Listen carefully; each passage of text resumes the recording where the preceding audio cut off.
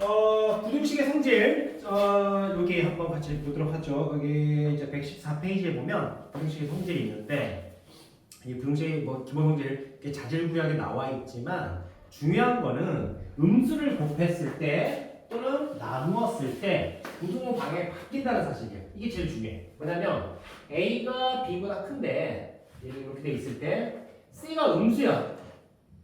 그 음수를 얘 양변에 똑같이 곱해볼게요. 그럼 A, C, 그 다음에 B, C 이렇게 되게 되면 이때 부등호 방향이 바뀐다고.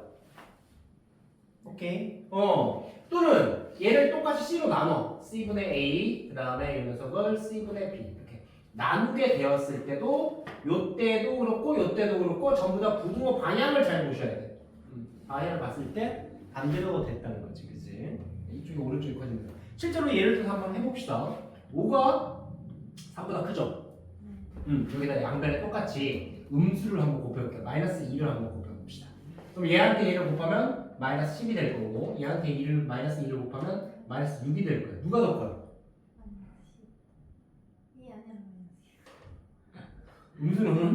음수는 이게 작은 게 더 큰 거죠? 네, 농담하신 거죠, 그죠? 그래서 마이너스 6이 더 커진다는 거 확인할 수 있습니다. 나누었을 때도 마찬가지고요. 그래서 여기 파트에서 중요한 거는 다른 게 아니고 이거 하나밖에 없습니다. 그래서 음수를 곱하거나 나누면 부등호의 방향이 바뀌더라. 이것만 잘 기억하시면 될 것 같아요. 자, 그 옆에 챕터 봅시다. 다음 부등식의 사칙연산이 있는데 이제 여기는 뭐냐면 그 부등식끼리 더하고 빼고 곱하고 나누고 하는 방법이야. 근데 부등식이라고 하는 게 기본적으로 어떤 녀석들의 범위가 이렇게 잡혀 있는 거란 말이야. 그래서 얘네들을 곱하거나 더하거나 빼거나 나누었을 때 범위 중에서 나올 수 있는 가장 최소값과 항상 최대값 사이에 존재한다. 이렇게 생각하시면 될 것 같아요. 그래서 예를 들어 x가 1보다 크거나 같고 3보다 작거나 같다. 이렇게 돼 있고 y 값은 마이너스 2부터 5까지가 예를 들어 이렇게 됐죠. 쳐봅시다. 그럼 얘네들을 더한 녀석, 즉 x 플러스 y 값의 범위는 어떻게 되냐? 또는 x 마이너스 y 값의 범위는 어떻게 되냐? 또는 곱한 녀석 x, y의 값은 어떻게 되냐? 또는 y분의 x의 값은 어떻게 되냐? 이제 이걸 구해야 된다고. 이해하셨어요? 정신 잘 차리고 있는 거지? 오케이.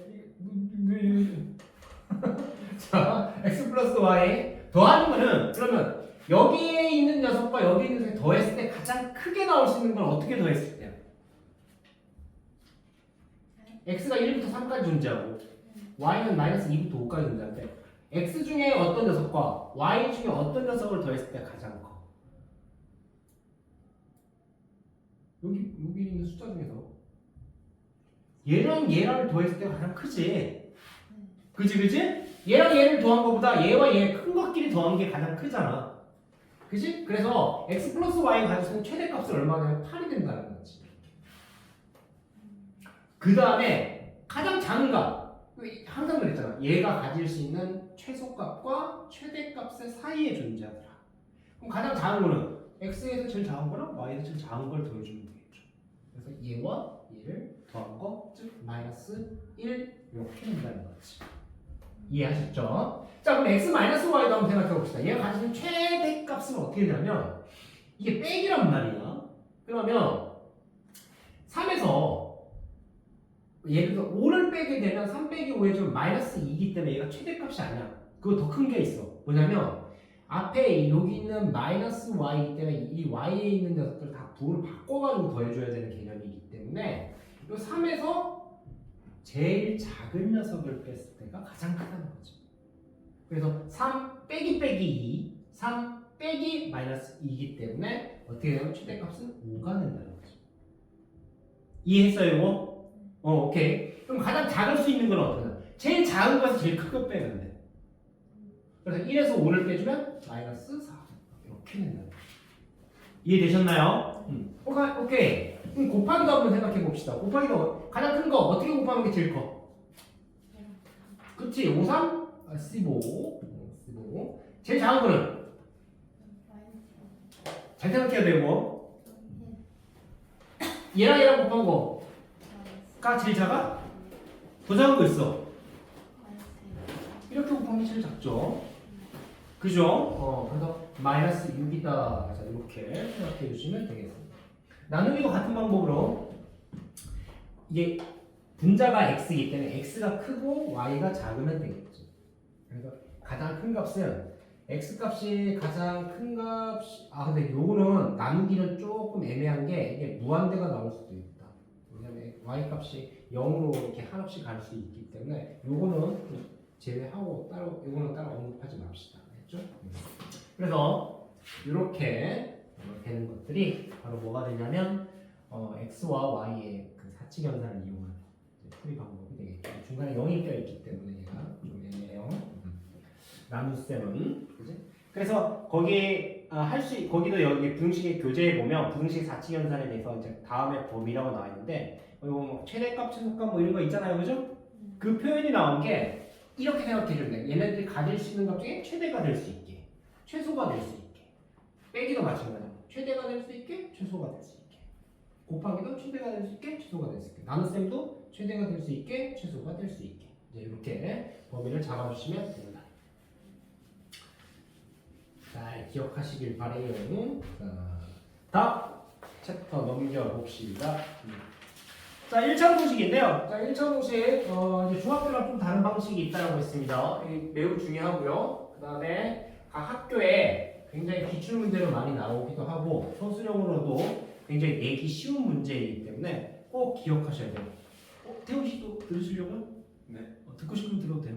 저 이거 할게요. 계속 문제 풀이 하실래요? 네. 오케이. 자, 1차 공식의 문제 풀이 보게 되면요. AX가 일단 기본적으로 B보다 크다. 등원 넣어도 되고 부등호방의 반대로 하셔도 상관없습니다. 이랬을 때 우리가 요 상태로 이제 문제가 나오게 되면 이게 A와 B가 미정계수란 말이에요. 정해져 있지 않은 숫자라고.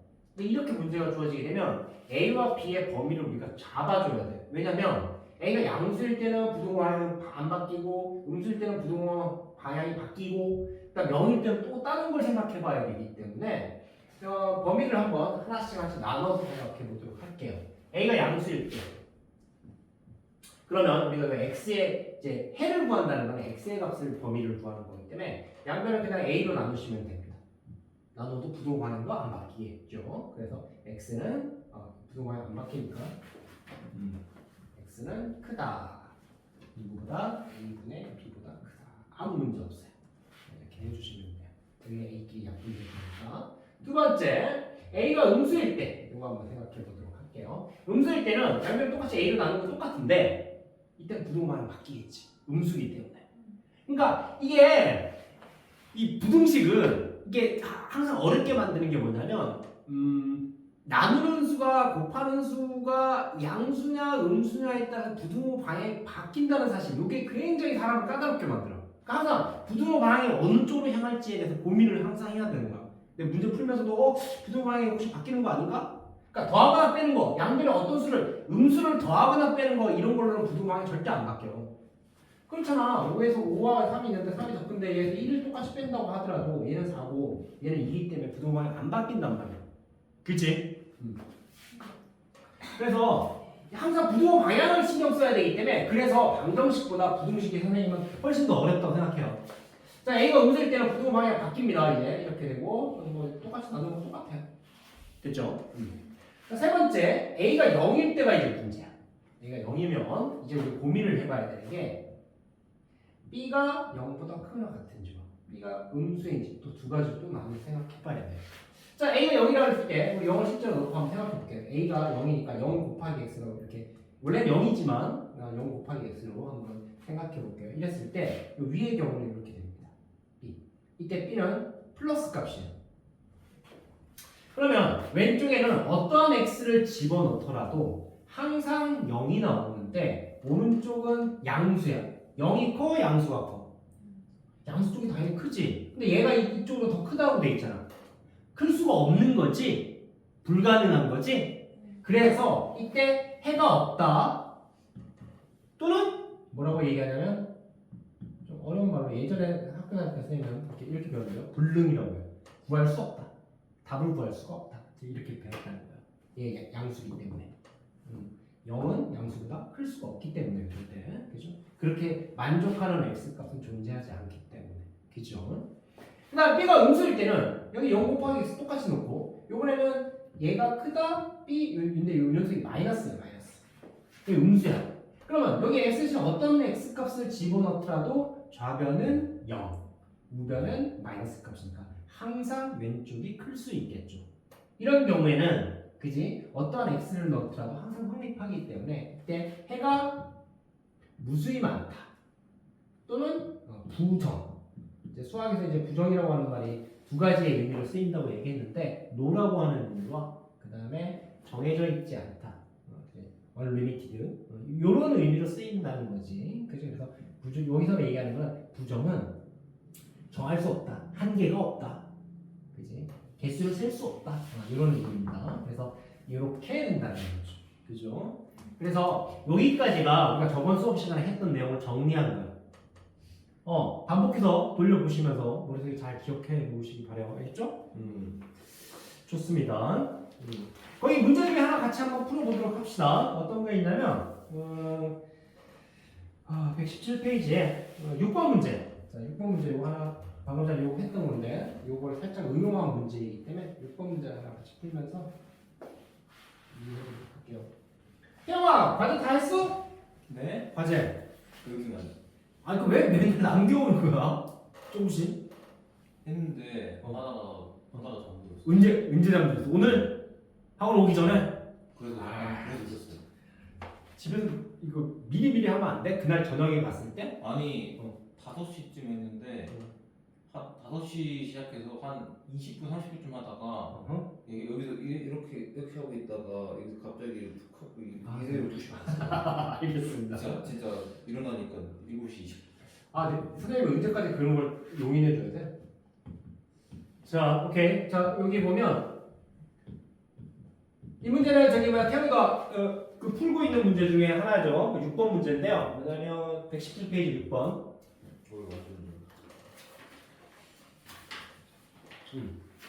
같이 한번 보도록 할게요. 자, 이게 x에 대한 부등식이기 때문에 x가 주인이야. x가 메인인 거지, 그치? x가 메인이기 때문에 왼쪽에 x 모고 오른쪽에 그 x가 아닌 애들은 다 x가 없는 항들은 전부 다 보내주시면 됩니다. 그래서 여기에 ax항 있죠, ax. 그 다음에 x가 없던 잠깐만. 내가 빼먹은 것 같은데? x가 없네. 오 마이 갓. 오케이. 그럼 x가 없으면 나머지 다 오른쪽으로 넘길게요. 이거 전개시키면 3a 플러스 4, 3, 12. 이거 마이너스 12. 오케이. 이렇게 해주면 여기 플러스 2인데 넘기면 플러스 2a. 그죠? 이렇게 되겠네. 그지? 좋습니다. 그래서 여기 ax 이렇게 되겠고 요거 없어지네. 그 다음에 3a 플러스 2a 5a. 자, 이렇게 될 겁니다. 자, 이제 우리가 생각해야 될 게 뭐냐면 A의 범위가 이제 어떻게 되냐면 1번 양수일 때 여기부터 시작해야 되겠죠. 양수면 양변을 A로 나누고 부등호 방향 안 바뀌니까 이렇게 되겠죠. 근데 A가 약분이 되네요. 그래서 X는 5보다 작거나 같다. 첫 번째 구하는 해. 두 번째 A가 음수일 때 다른 거 전혀 없습니다. 그죠? 양변을 나눴을 때 이번에 부등호 방향이 바뀐다는 거 말고는 없겠죠? 이렇게 될 거고 역시 x는 5보다 크거나 같다. 자, 세 번째 이제 뭐가 되냐면 a가 0일 때를 이제 고민해봐야 돼요. 0 그러면 a 대신에 여기다가 0, 0 집어넣어 봅시다. 이게 그냥 바로 원래 0 되는 거 맞는데 좀 이해를 하기 위해서 이렇게 0 곱하기 x 0을 굳이 살려 놓아 봅시다. 여기 5 곱하기 0 5 곱하기 0은 0이니까 이거 0으로 바뀌어야 돼. 숫자니까 이렇게 될 거예요. 자, 그럼 이제 생각해 봅시다. x 대신 어떤 값을 집어넣더라도 이쪽 좌변 0 되죠. 그럼 0은 0보다 작거나 같다. 맞아, 틀려? 항상 성립한다는 거지. 어떤 x를 집어넣더라도 0은 0보다 만약 이게 여기 등호가 없었으면 0은 0보다 작다. 이 틀린 말이 되는데 작거나 같다라고 하는 표현이 있기 때문에 0은 0보다 작거나 항상 같을 수가 있다는 거지. 그치? 그렇기 때문에 어떠한 x에 대해서도 항상 성립. 그래서 이거 아까 그래서 부정. 항상 성립한다. 해가 무수히 많다. 그 다음에 부정. 요 세 가지 뭐 어느 쪽을 다 답을 적어도 상관없다는 거죠. 그래서 해는 요 녀석 이렇게 범위에 따라서 이제 이렇게 여기서부터 여기를 싹 다 적어야지만 서술형으로 치게 되면 만점이 되는 것이고, 그죠? 객관식이면 이제 뭐 다음 중 답이 아닌 거 보기로 해가지고 답을 낼 수 있겠죠. 뭐 불능, 그러니까 해가 없다. 뭐 1번, 2번, 3번 다음 중에 해가 나올 수 없는 범위는 이렇게 나올 수 있겠죠. 그래서 이런 부등식을 풀 때 1차 부등식이지만 이렇게 미정계수가 존재할 때는 이 미정계수 이때는 우리가 a의 값의 범위를 정해놓고 문제를 푸셔야 된다. 매우 중요합니다. 서술형 문제는 다 구해야 돼요. 다 구해야 돼요. 1번 범위, 2번 범위, 3번 범위 다 나눠서. 하나 안 구하면 틀려요. 당연하죠. 서술형이면 감점. 오케이. 좋아요. 자, 이게 저번 수업 시간까지 우리가 했던 내용이죠. 연립 1차 부등식도 했었는데 연립 1차 부등식은 좀 매우 쉽습니다. 그래서 연립 1차 부등식에 대한 거는 가볍게 언급하자면 말 그대로 수학에서 연립이라고 하는 거는 공통된 해 범위를 구하는 것이다. 그러니까 연립 방정식도 마찬가지고 연립 부등식도 마찬가지지만 어떤 식이 2개 이상 또는 3개 2개 이상이니까 3개도 되겠죠. 뭐 그 이상의 개수를 가지게 될 때 얘네들이 가지는 공통된 x의 범위를 구하는 거예요.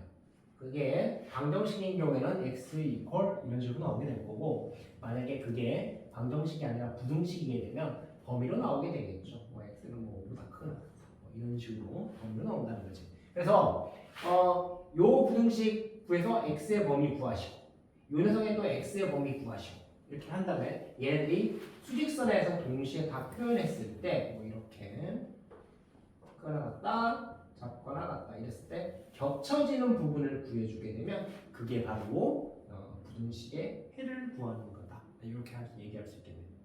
이해됐어요? 네. 이해됐어요? 오케이. 자, 이제 여기까지 저번에 수업 시간에 했던 부분인데 간단히 정리하면 이렇게 될 것 같아요. 여기 부분 지금 바로 문제풀이 한번 해보시면 될 것 같습니다. 레디 액션!